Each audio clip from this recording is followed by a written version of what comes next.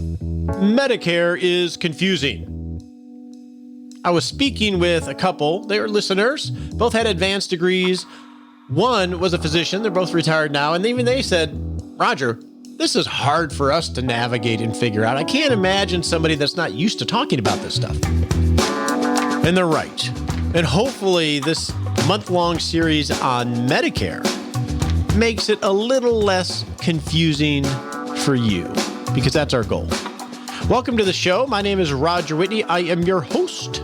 And this is the show dedicated to helping you not just survive retirement. Come on, who wants to do that? We want you to rock retirement by making a lot of intentional decisions. So today on the show, as we continue with Medicare, we're going to talk about the gap. There are lots of gaps in the coverage of Part A, Part B, Part D, that if you don't fill these gaps, you're going to be on the hook for paying for where those gaps are, for the things that aren't covered. And luckily, there is a pretty robust system to help you do that. And Danielle Roberts from Boomer Benefits, she's a premier expert on Medicare in the country, is going to help talk about where those gaps are in the tools, Medigap, Medicare Advantage, to help you fill those gaps. In addition to that, we're going to answer some listener questions because we always do that. We love doing that because this show is about you. But before we do any of that, let's get to the What's That Mean segment. Huh?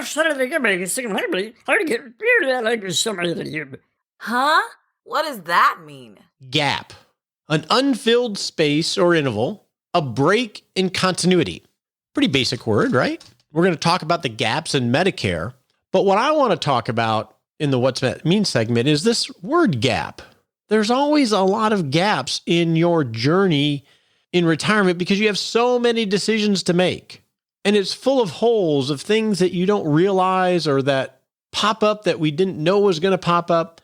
And in project management in the professional world, there's something called gap analysis, which looks to identify gaps so it can figure out how do we set an action plan to go close those gaps. And gap analysis has 5 basic steps. Step 1 is identify the area to be analyzed and identify the goals to be accomplished in that area.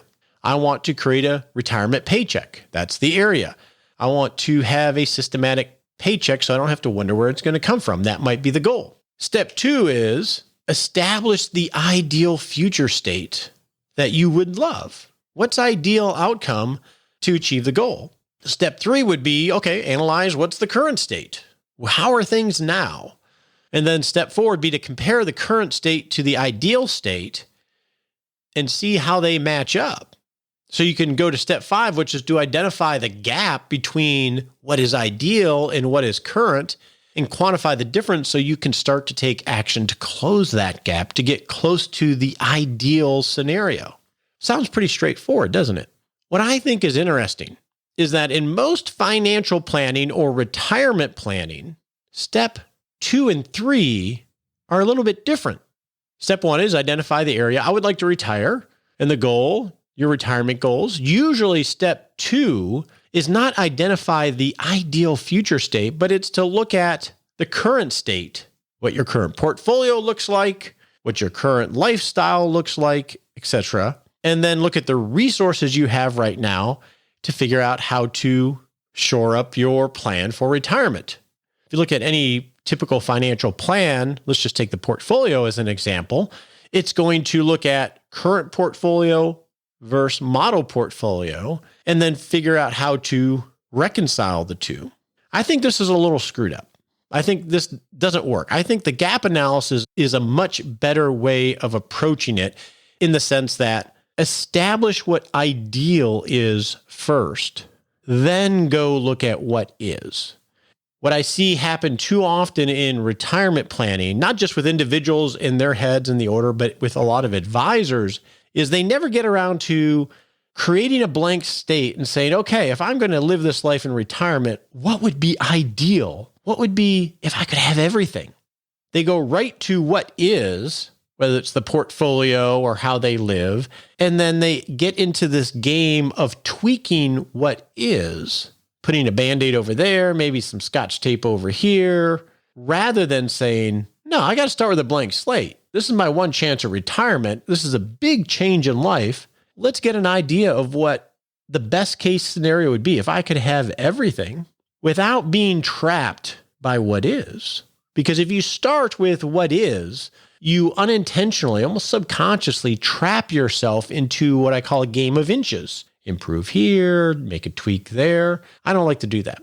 And one reason when we work with clients, and it's hard, you can do this for yourself, it's hard, is I don't want to know what people own. I want to start with building a framework or a project using our agile methodology of what should be. Then we can start to get into what is and figure out how much do we reconcile or fill the gap between the difference. It sounds subtle, but it's extremely powerful and important, especially in retirement, because it's such a big change of life. Don't be trapped by what is. Identify the ideal future and then figure out how to fill the gap. So as we've done all month, we have a resource for you on Medigap and Medicare Advantage, and we're going to share it with you in 6 Shot Saturday, which is our weekly email that summarizes the show and creates great conversation. So if you're signed up for 6 Shot Saturday, look for that resource this Saturday. If you're not, you can go to rogerwhitney.com, and right there on the homepage, you can put in your name and your email. We're not going to spam you, but we will share this free resource from Danielle on Medicare and Medigap. With that, let's go talk to Danielle.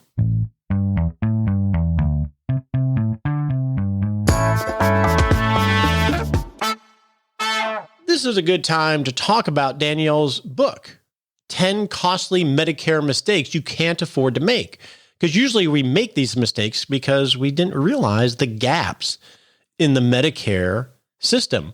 This is a brand new book. It's coming out September 26th, and you can get it on Amazon, and we'll have a link to it in 6 Shot Saturday. It's 10 Costly Medicare Mistakes You Can't Afford to Make. It's a great book. In fact, Danielle will be coming into the Rock Retirement Club to spend an hour exclusively with club members, where members are going to be able to ask her questions directly about Medicare and how to navigate that to help them make a better decision there. So you can check out her book, 10 Costly Medicare Mistakes, on Amazon. It'll be out on the 26th, and you could check her out in the Rock Retirement Club with the live meetup we're going to have with her a little later this month.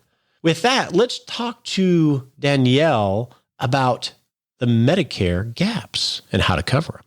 So we're back with Danielle. And Danielle, the one thing that came out from our discussions over the last 2 weeks was the fact that there are a lot of gaps in Part A and Part B Medicare where the participant's going to have to bear the cost.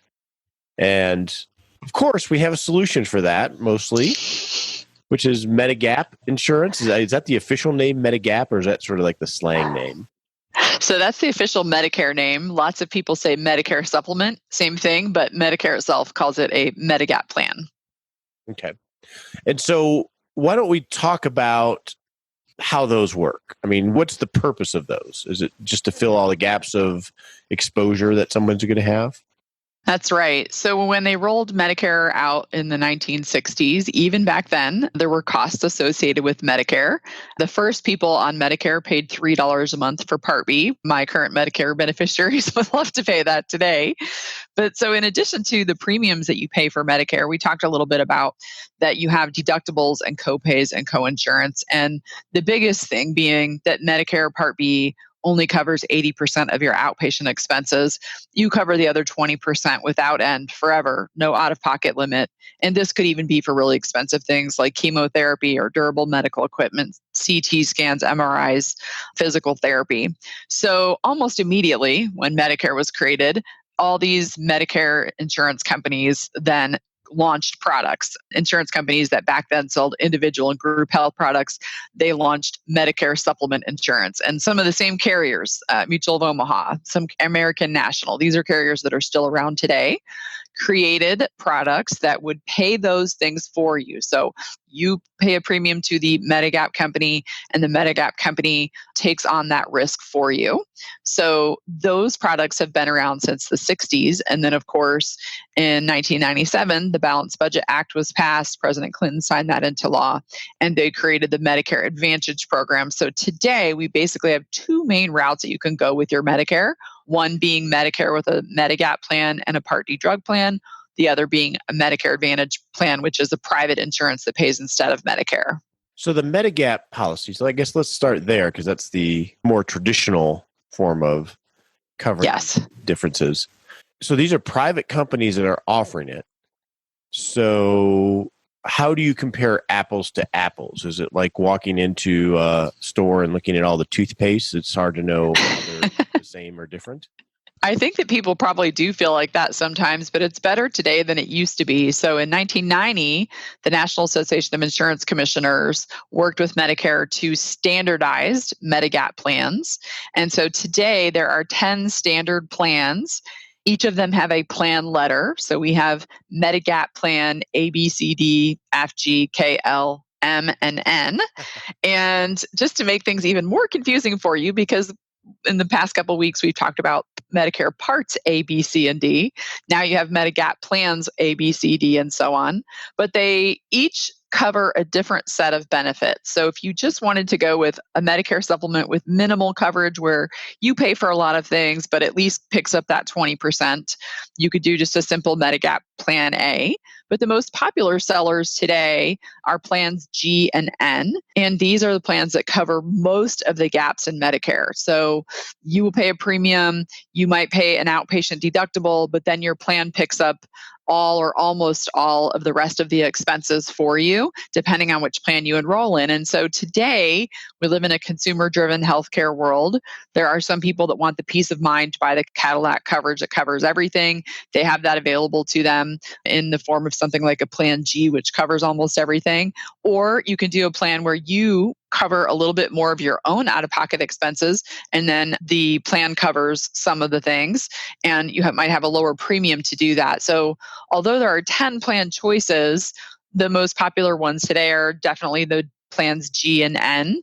And the great thing about the standardization is that, let's say you know that you wanted to go with a plan G, you could buy that plan from any insurance company, all the main ones in the market that you ever heard of before, United Healthcare, Blue Cross, Cigna, Mutual of Omaha. And if you shopped that plan with another insurance company, you would have a different rate that's offered by that company, but the plan is the same, exactly the same benefit. So this allows you then as a consumer to go in and shop for the plan that's the most competitively priced in the area in which you live. So is it the rate? Is it always, it just makes sense to go with the lowest cost, or what would be other considerations if it's all the same? When I'm working with a new client, we look at the top 3 to 5 lowest priced carriers. Then we look at the financial ratings of those insurance companies. If one plan is $5 more than the other, but they're pretty similar, other than that, maybe you choose a plan with an A rating versus a B plus rating. The other thing that we like to look at is the rate increase history of the carriers. So Medicare changes the deductibles and the amounts that you pay for your cost sharing under Medicare every year. And therefore, the Medigap companies typically have a rate increase once a year to make up for that because they're then paying more on your behalf. And these carriers, when they're pricing their policies, they're also looking at the losses that they had on that book of business the last year. So you might have a carrier that's had a 3% or a 5% rate increase last year. You might have another carrier that had an 18% rate increase last year. And so if we look at that history, there's no crystal ball. A carrier could still have a giant rate increase next year. We never know what's going to happen, but we could look at their trend. Do they trend where they typically have an increase from year to year that's a few percentage points, or are they a company that has those few percentage points intersected by a 20% rate increase every 3 years?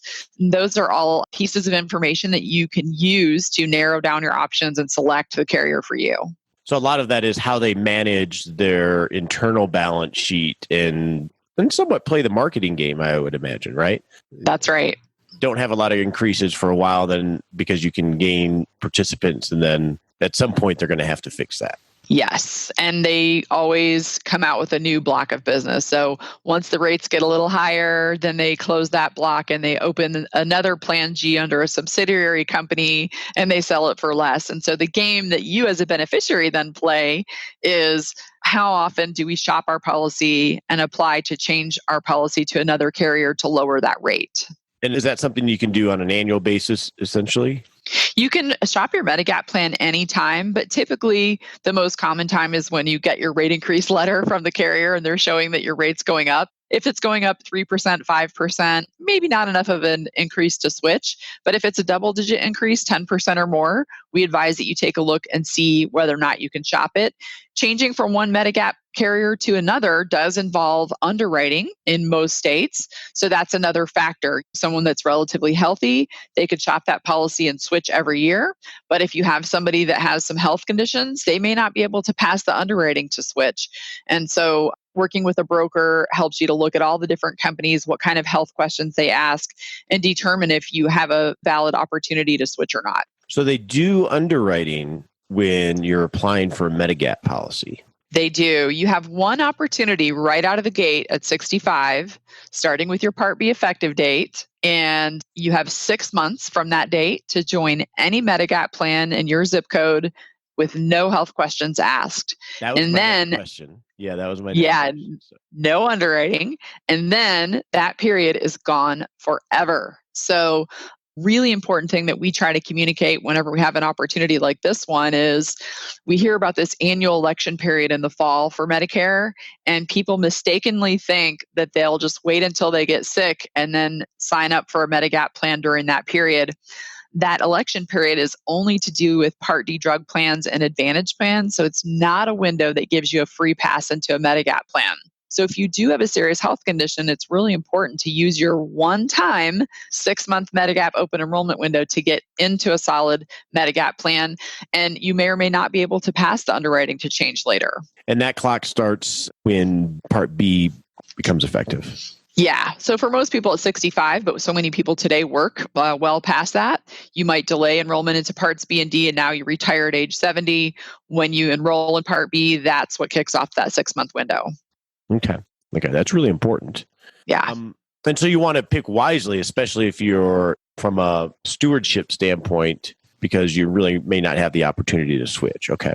Mm-hmm. Now, are there other considerations other than the rating? I would assume the service end of it and how they process things could be a nightmare if it's done poorly. Yeah. So with Medicare, there's crossover filing with Medigap companies. So for the most part, if you have a Medigap, you're going to present your healthcare provider, your Medicare card and your Medigap card, and that's going to take care of most of the billing. Even if your provider failed to file a bill with your Medigap company, Medicare knows who your Medigap company is. So it's rare that you would have an opportunity or need to file a claim yourself. You wouldn't have to do too much of that. Okay, so the service part of it's not that big a deal. Are there things that they can deny, like traditional insurance, that you have to go battle with? Yeah, so Medicare is the deciding party. Medicare decides whether your claim is approved or denied. Statistically, they approve 95% of all the claims that they get. So anything medically necessary is typically going to be approved by Medicare. And if Medicare approves your claim and pays its 80% share, or if it's hospital stay, it pays its share, then the Medigap company has no choice in the matter. They must pay their other share. If Medicare denies your claim, the Medigap company is not allowed to pay anything either. And so that would then be a scenario where you would want to reach out to your agent and file a Medicare appeal if you feel like this really is something that was medically necessary and should have been covered. So most of the service that you get is going to be through the agent or broker that you enroll in, as opposed to the call center at Medicare or the call center at your Medigap company. Yeah, they're essentially going to end up having to be your advocate and navigate that. You bet. So if we focus on a G plan, since that's the most popular, roughly what does that cost? So here in Texas, let's just take an example. Code, I guess, right? It is. Code. I heard you mention that. Is. Yeah. And it can vary widely based on where you are in the country. But here in Texas, let's say a female turning 65, non-smoker in the Dallas-Fort Worth area, she can get a plan for approximately $100 a month that will pay all of her cost sharing with Medicare except for the Part B deductible. So what that means is, you know how in your health plans through employers in the past, you've had a deductible of $1,500 or $3,000. This would put you in a plan where your deductible was $198 in 2020. You would pay that out of pocket on your first outpatient visit of the year. And after that, absolutely everything would be covered. So you go to the doctor, you pay nothing. You have a knee surgery, you pay nothing. You have cancer, you pay nothing. All Part A and B services, your share is covered. So it's really great peace of mind insurance, knowing that so all the copays. Yeah, don't you wish you could buy it? I'm in. I wish I could. I'm not a 65-year-old non-smoking female. That's the problem. I know. Wow. Okay. So that's fairly inexpensive for really taking away a lot of the exposure of serious illness. It is. And in some areas, it may be more expensive. So, for example, in Florida or New York, you might pay twice that amount because the cost of healthcare there is more expensive.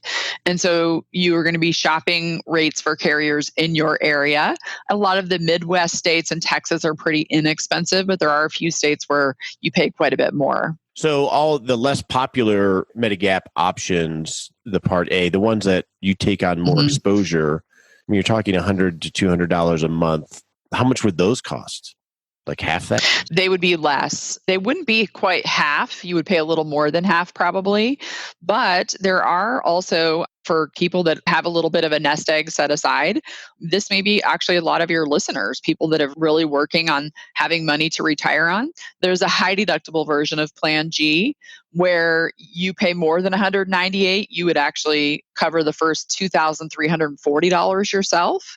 But then after that, the plan would kick in and cover everything. A plan like that might cost you $50 or $60 a month, considerably less expensive because you're taking on a bigger portion of your cost sharing. Okay. And we're talking the just general ranges we're talking are for individuals. So if you're married, you could double that or however you do it. How does HSA come into play? Because a lot of people do the strategy of contributing to the HSA, not using it, and then just actually thinking of it as a long-term investment vehicle. How does that happen with Medicare expenses? So absolutely one of my favorite savings vehicles ever when it comes to Medicare. So if you contribute to an HSA, that money, when you retire and go on Medicare, is yours forever. And you can use it to pay not only your Medicare deductibles, copays, and coinsurance, but you can use it to pay your Part B and D premiums. So let's say you retired and you had $20,000 or $30,000 in an HSA. Medicare is going to bill you. We covered $144.60 a month for Part B, possibly more if you're higher income. Well, once a year, you could write yourself a check reimbursing you out of your HSA for the 12 months of premiums that you spent on Medicare Part B. So you could literally use that account to pay for a lot of your Medicare expenses for a pretty good period of time, depending on what you have in there. You can use it for copays for things that Medicare doesn't cover as well. Things like dental, vision, hearing, and long-term care. Those HSA funds can be used for that. And one other point I should make on HSAs is if you work past age 65, and you plan to continue contributing into an HSA, you don't want to enroll in any part of Medicare until you actually retire because the IRS considers Medicare health insurance, which it is, and you can't contribute to an HSA when you have health insurance that's other than your main high deductible plan through your employer or as an individual. That's a good point. That's a really good point. Yeah. When I think of these policies, what are the tax implications in terms of the amount of, and obviously you're not a CPA and I'm not a CPA, but we deal with this. In terms of what your adjusted gross income is or modified adjusted gross income is, does that have a play into your Medicare or Medigap premiums? Yeah. So your costs for Medicare Parts B and D can be affected by your income. And Medicare is always looking 2 years back. So in 2020, they're basing your Part B and D premiums on what you earned in 2018. So very important in those last few years before you retire to consider that how that's going to affect your Medicare premiums.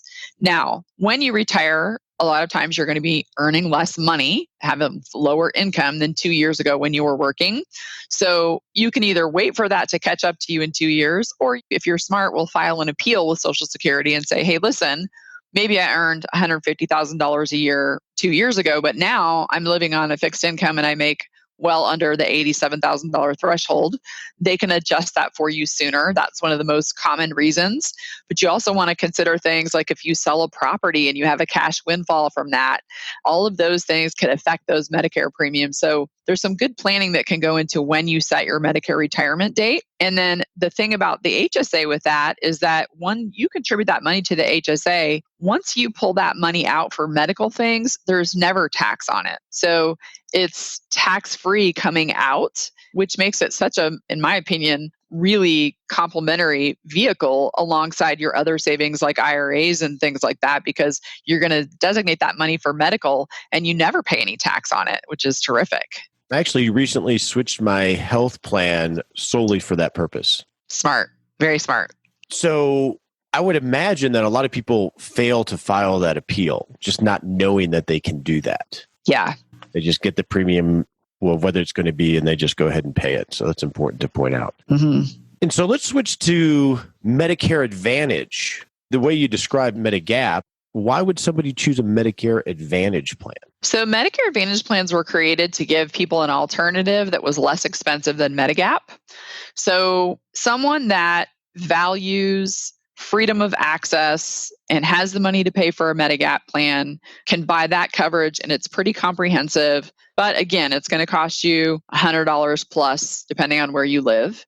With a Medicare Advantage plan, when you go that route, you agree to use the plan's network of providers. So you have a little less freedom of access, right? You're not just seeing any of Medicare's 1 million providers, but you're going to have a network which is typically local. It's going to be a few counties around where you live, or possibly as much as statewide, but that's usually as big as the network will get. And you choose to get your Medicare Part A and B benefits through that private insurance company. And instead of your provider sending a bill to Medicare, they send the bill to the Advantage companies. And these companies operate usually an HMO or a PPO network. And the premiums are a lot less because, of course, the Advantage companies are controlling costs. They get paid by Medicare to take on your medical risk. And they get paid a significant amount of money, like $10,000 per year plus. So if they can control your medical spending while you're on that plan and keep you under what they paid for it, they're going to make money. And these plans will attract you to them by offering really low premiums. In fact, in some urban areas like DFW, you can find plans that have what we call a zero premium, where you actually pay nothing for the plan itself, which is a big appeal to many people living on fixed incomes. You still have to pay for Part B. It's not going to get you out of that, but you can enroll in a Medicare Advantage company. A lot of them have a Part D drug plan built in. And so the appeal there is lower premiums up front, but you're going to pay co-pays for things as you go along. So very similar to insurance that you might have now under 65, where you have co-pays at the doctor, co-insurance for certain things. You will do the same with Medicare Advantage. So lower premiums up front, and then you pay as you go.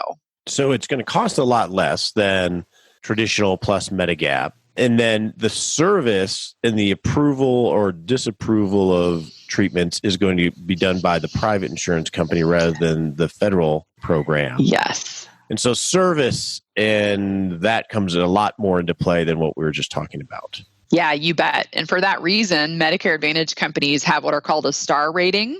So members get a survey every year and they rate their plan on 35 plus different points.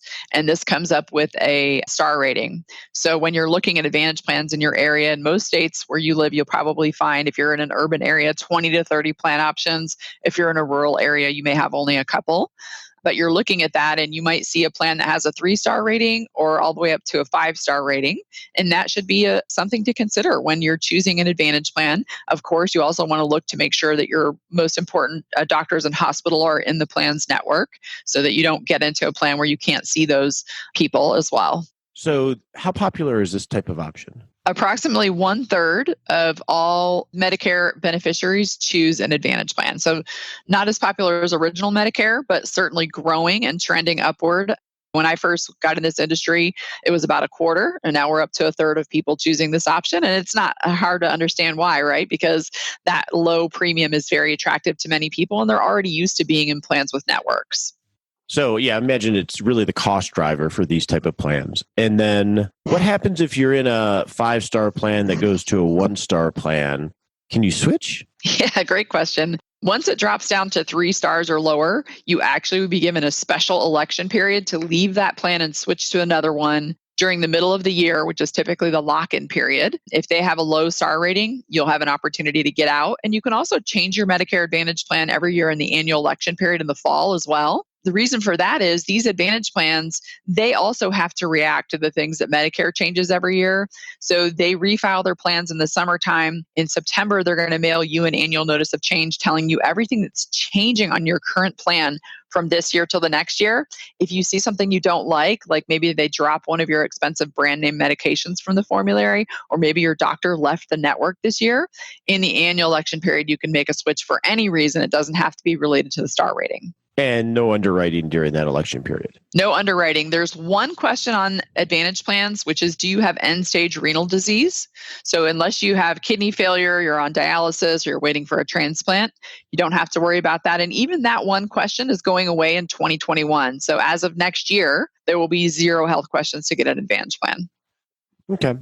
Can you go back to traditional? Once you go, you can leave the Medicare Advantage plan in the annual election period and return back to original Medicare.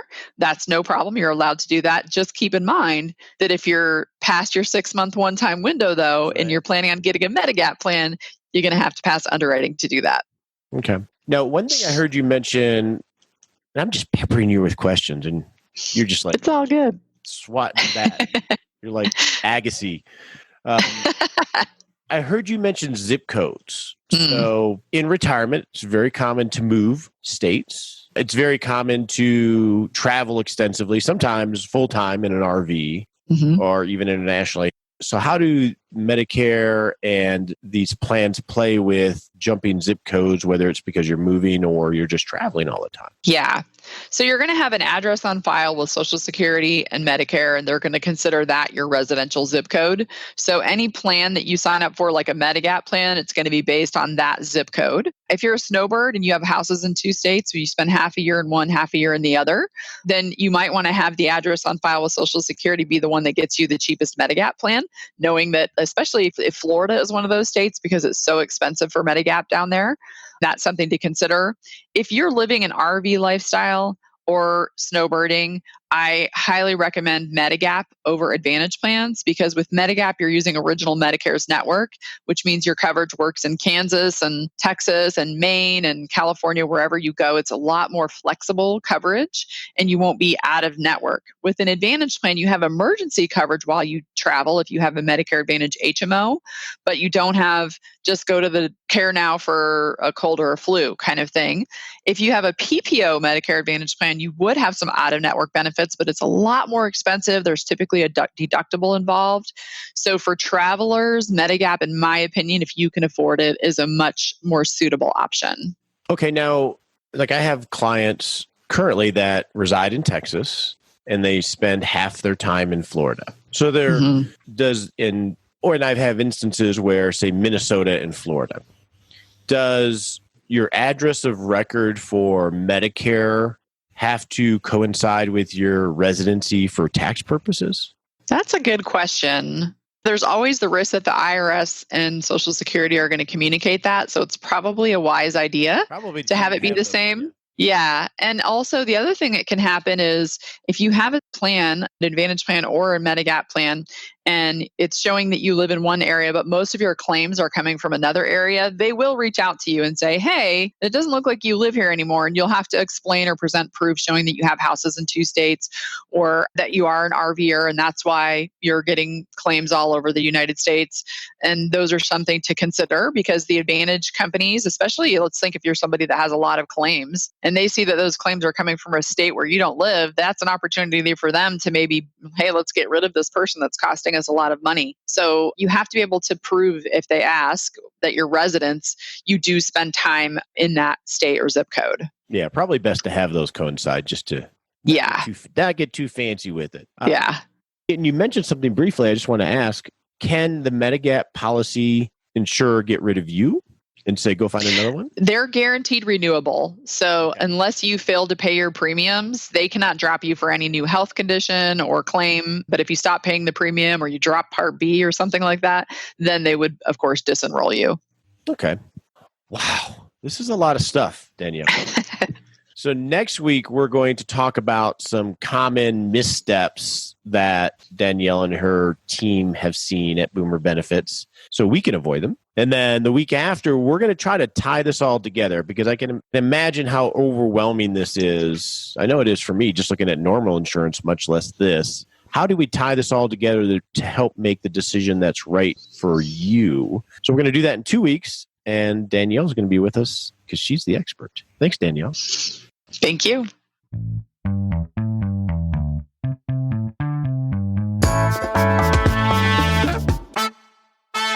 Now it's time to answer your questions.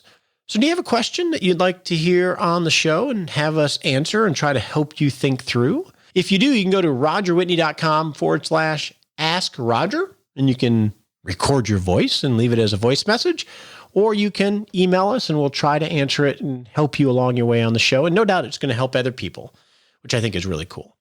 So our first question is really not a question. This comes from Elizabeth on Medicare and employer coverage. And Elizabeth is helping us find a gap that we need to make sure we're aware of.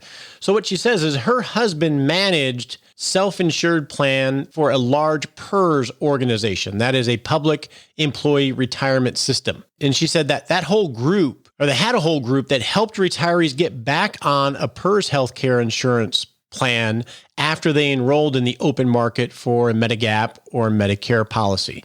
So if you're over 65 and you're still working, or you're part of a PERS plan, what she's trying to say is, if you just go out and you get Medigap or Medicare Advantage coverage on the open market, and you have health insurance through an employer plan, in this case, a PERS plan, you have the risk of losing benefits such as the premium reimbursement for Part B if you switch outside the employer plan. So if you're still working especially, and I appreciate you giving us some of this wisdom, Elizabeth, it's very important to talk with the benefits department at your employer and to have a guide such as Boomer Benefits or someone else to help you navigate this so you don't get yourself in a situation where you have to unwind something because it could cost you money or cost you to miss out. So thank you so much, Elizabeth.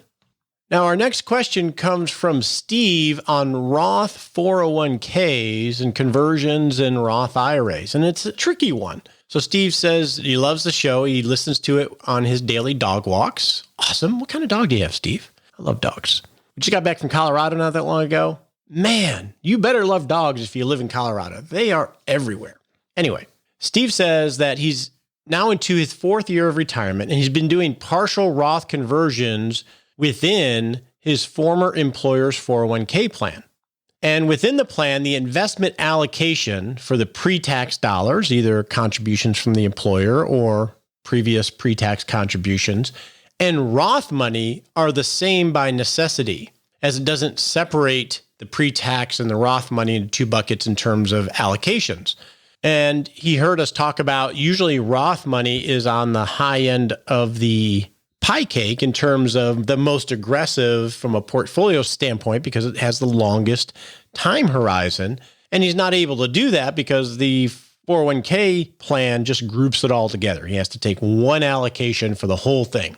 And so what he wants to do is roll over his Roth 401k to a Roth IRA so he can manage that allocation and dial it in for the layer of the pie cake that he wants to be on.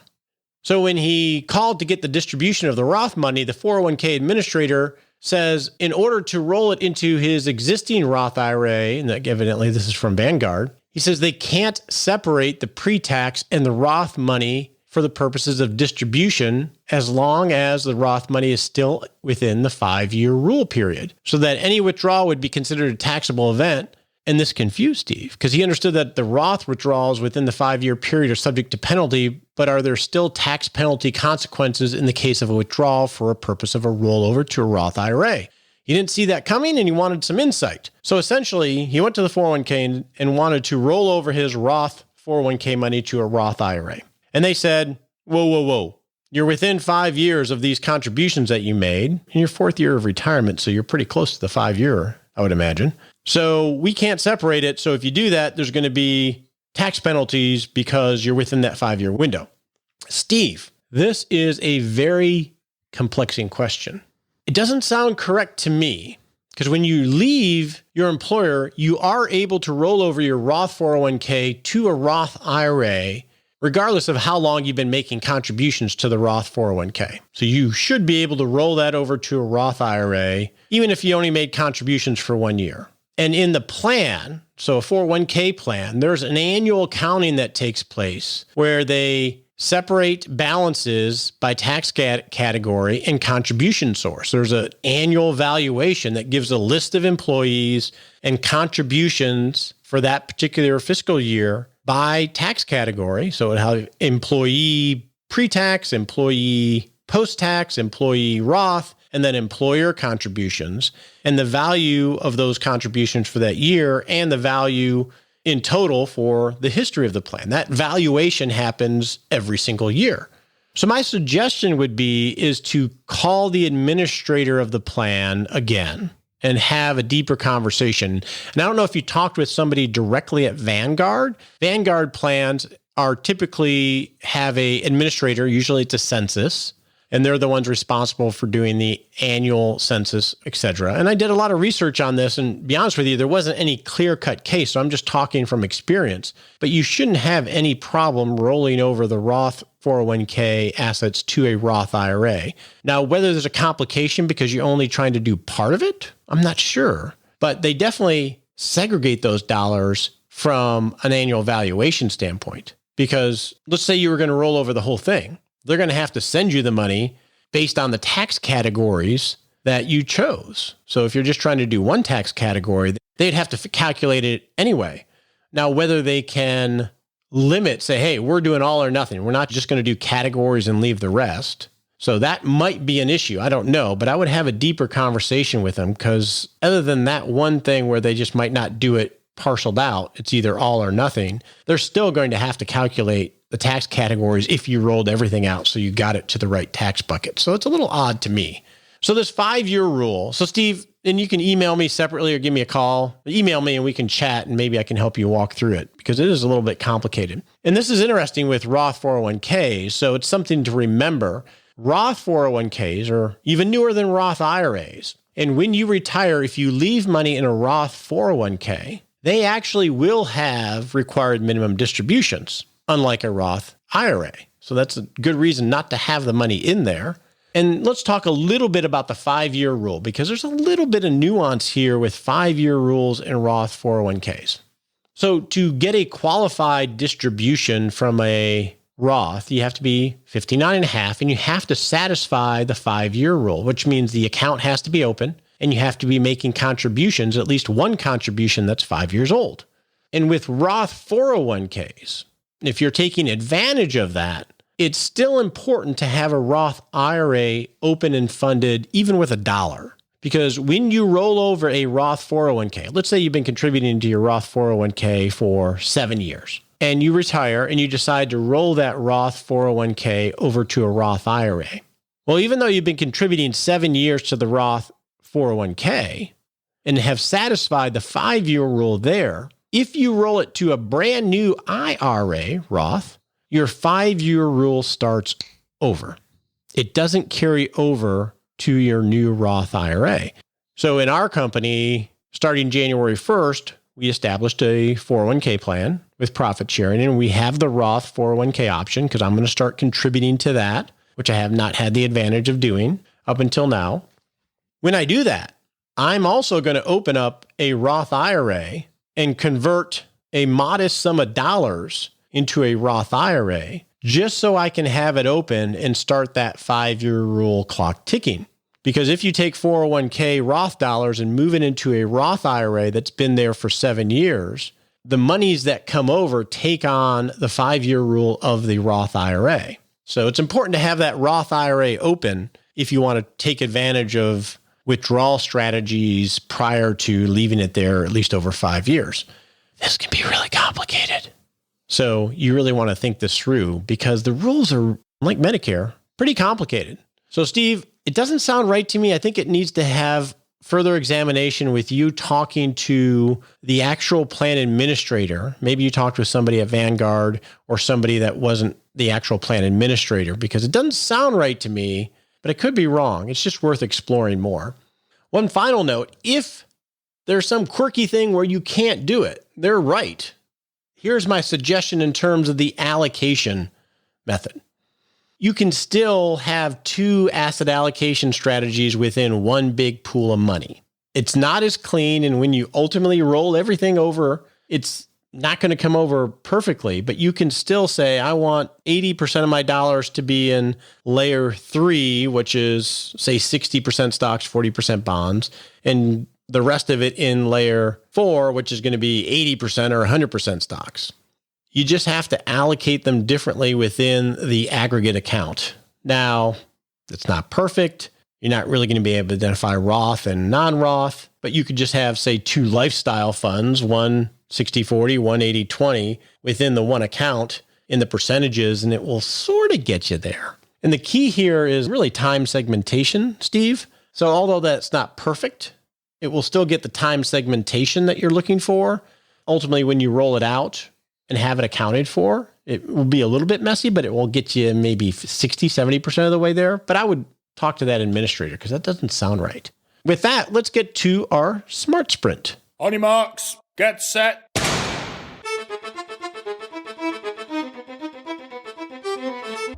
And we're off to set a little baby step you can take in the next 7 days to work towards rocking retirement. So next month on the show, the entire month is going to be focused on unexpected retirement. Either someone that's received a package offer that has accelerated their retirement plan, or someone that didn't have a choice and were retired involuntarily through a layoff or what do they call it now? They don't call it layoffs anymore. What do they call it? A RIF. This is happening a lot right now because of COVID and the uncertainty about the economy. Either people are being offered packages which are accelerating a potential retirement that they already had planned, or they're being thrust into unemployment and having to navigate, do I go back to work? Can I afford to retire? And there's a lot of financial issues here, but there's also a lot of non-financial issues to navigate. So we're going to talk about that all next month. So your SMART Sprint, if you find yourself in this situation or you've been thinking about this situation, let us know your thoughts on it or what questions or difficulties you're having. And you go to rogerwhitney.com/Ask Roger, either in the form of a question, an experience that you've had that might help others. And that will help inform, and I'll try to share it on the show so we can focus on helping those that are dealing with a little bit of disruption outside of the COVID stuff with their work, life, and retirement.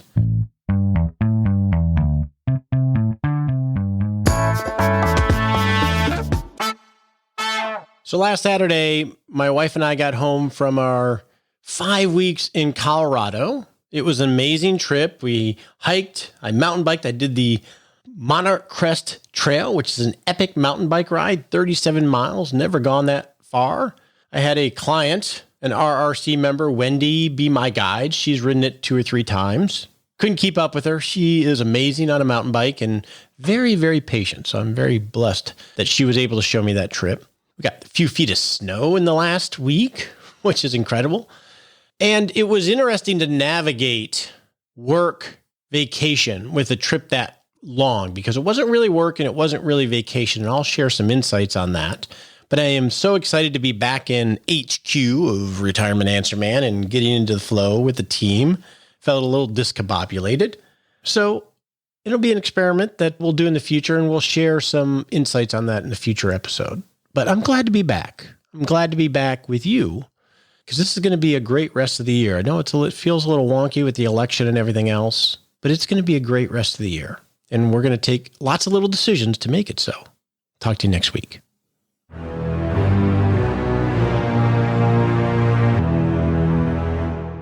Hey, it's time for that all-important disclaimer. We so appreciate you listening to the show and love your questions and love the teaching that we're able to provide here. And actually, it helps us too. But remember, you're not our clients. Would not love it if you took advice from us on the show. We would not love it if you took advice from us on the show. Realize this is helpful in education. Talk to your legal advisor, your tax advisor, or your financial advisor before you make any decisions. We appreciate you joining us today for this episode of Retirement Answer Man. Be sure to visit rogerwhitney.com/answers to access the Retirement Answer Library with over 30 checklists to help you make the most of the only life you have. Remember, you have more power than you realize to create an amazing life starting today with Retirement Answer Man.